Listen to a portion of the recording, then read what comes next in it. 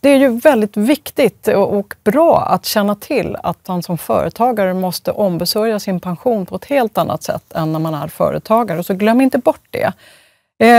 Och ibland är det ju så också att det händer oförutsedda saker och det kan bli väldigt dyrt för en liten företagare. Så vi ska prata lite grann mer om det här nu vad gäller avtal och försäkringar.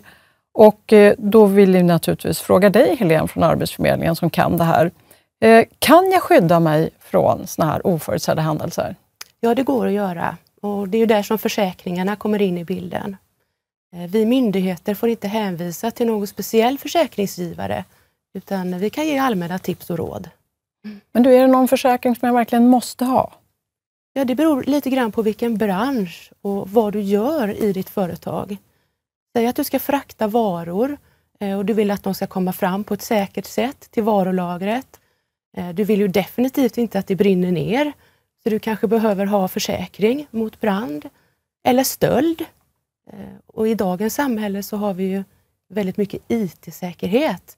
Du vill ju inte att ditt kundregister ska bli stulet. Just det. Jag har hört talas om någonting som heter ansvarsförsäkring också. Kan du utveckla det lite grann? Det kan ju vara så att det händer en olycka eller att det är ett missöde på något sätt i din bransch. Det kan ju vara svetsare, en gnista som orsakar en brand eller en målare som spiller färg på ett parkettgolv. Och skulle olyckan vara framme, då har du den här ansvarsförsäkringen som går in så att ditt företag inte behöver betala skadestånd. Just det, det kan ju bli väldigt dyrt för mig annars som företagare. Ja, det kan det. Ja. Och det kan ju vara så att det inte är du som orsakar det här. Det kan vara något som du har anställt som kan råka ut för en olycka eller att det kan ske ett misstag. Så därför är det ju viktigt att du har försäkringar om du har anställd personal.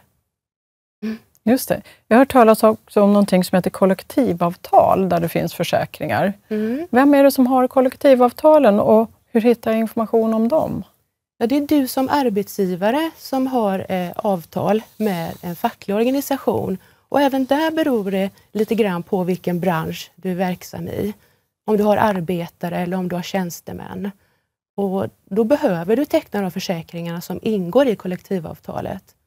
Men om du väljer att inte ansluta dig till kollektivavtalet så kan du ju frivilligt teckna de försäkringarna som du känner att du behöver i ditt företag. Absolut. Just det. Finns det något annat utöver försäkringar som kan vara bra att tänka på? Ja, det kan ju vara så att du startar företaget tillsammans med någon annan eller andra personer, kompanjoner. Och då skulle jag vilja råda verkligen att skriva ett avtal redan från början. Vem som får göra vad i företaget, hur det ekonomiska ansvaret fördelas. Så att, ja, det är lite grann som att vara kär kan man säga. Allting kanske flyter på i början. Men det kan ju faktiskt vara så att det uppstår frågor eller till och med kan bli en konflikt. Och då har ni det här avtalet att falla tillbaka på. Just det. Ja, det låter ju som en väldigt bra idé att jag skyddar både mig själv och företaget på det sättet.